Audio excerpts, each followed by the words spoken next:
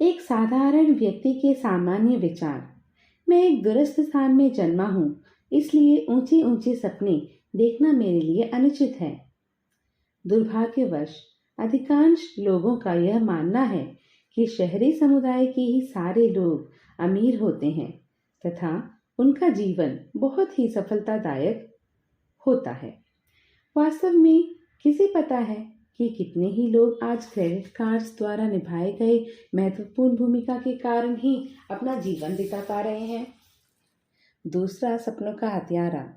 मैं एक गरीब घर में पैदा हुआ हूँ, इसलिए मुझे अपने जीवन में बड़े सपने नहीं देखने चाहिए।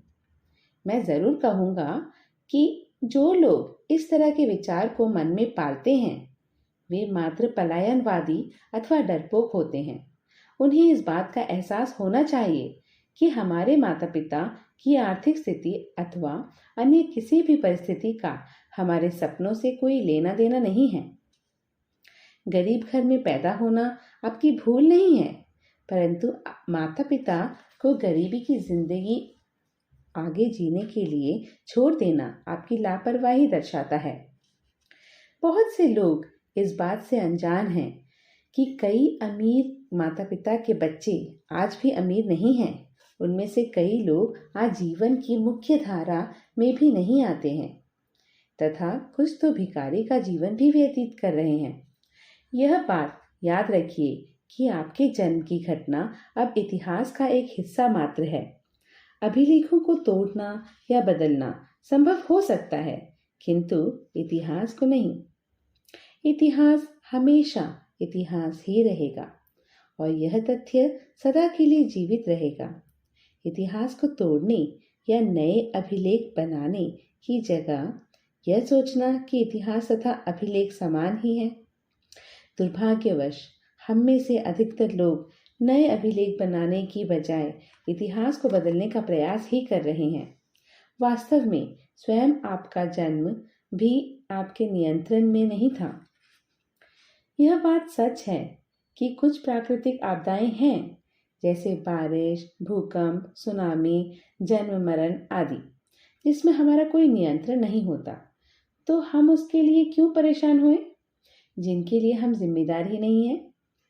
एक दिलचस्प बात ध्यान देने की है कि अधिकांश सिद्ध नेता अमीर या भव्य पृष्ठभूमि से नहीं आए हैं, बल्कि ये अति साधारण पृष्ठभूमि के साधारण से परिवार या समाज से ही आए हैं। विश्वास करने हेतु हम अपने भारत के पूर्व राष्ट्रपति डॉक्टर APJ अब्दुल कलाम तथा अमेरिका के पूर्व राष्ट्रपति अब्राहम लिंकन के जीवन के इतिहास को देख सकते हैं।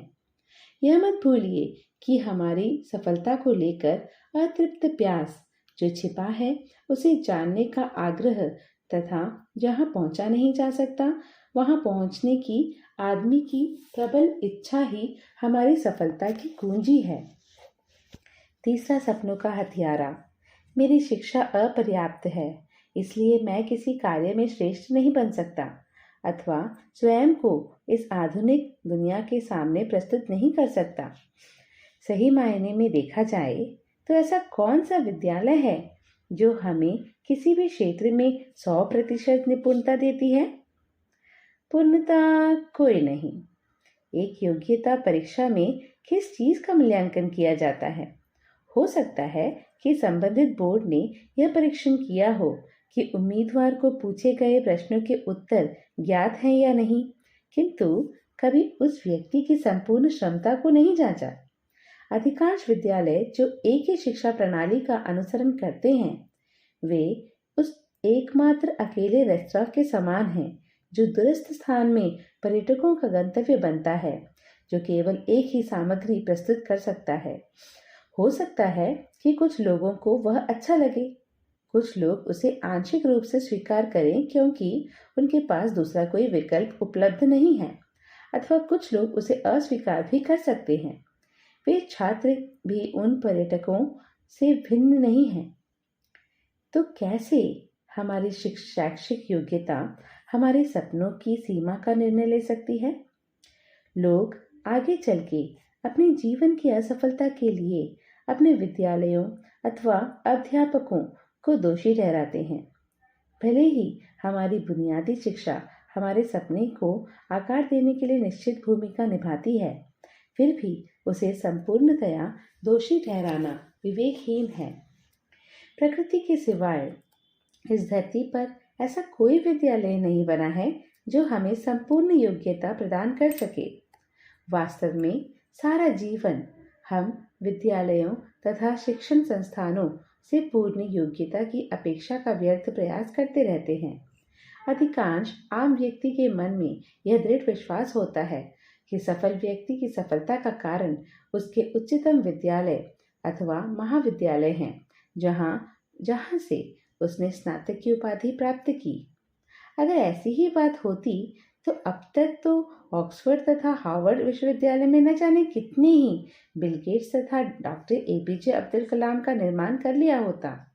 इस बात पर ध्यान देना आवश्यक है कि बहुत से उच्चतम कोटि के संस्थान अपने सर्वश्रेष्ठ माहौल तथा सुविधाओं के कारण ही विख्यात हैं, न कि शिक्षा की गुणवत्ता के कारण।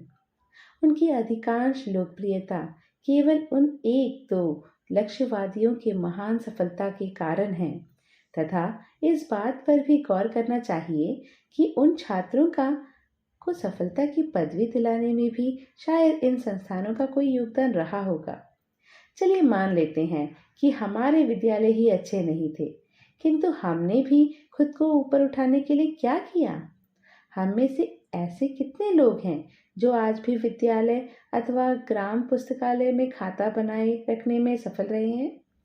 आमतौर पर लोग विद्यालय अथवा शिक्षण संस्थानों में 4 कारणों से ही जाते हैं। कुछ लोगों के लिए शिक्षा आभूषण के समान है, तो कुछ लोगों के लिए यह उनकी रोजी रोटी का स्रोत है। कुछ इसे वैकल्पिक अथवा व्यस्त रहने का आधार मानते हैं, तो अल्पसंख्यक के लिए शिक्षा एवं निरंतर प्रक्रिया है। सीखने की कमी के कारण यह अल्पसंख्यक समूह विचलित हो जाता है तथा अपने सपनों को साकार करने के पश्चात भी वे उसी शिक्षा को जारी रखता है। वही अल्पसंख्यक समूह ही वास्तव में व्यावसायिक मनुष्य बनता है, और वे ही एक हैं जो अपने या दूसरों के जीवन में बदलाव लाते हैं।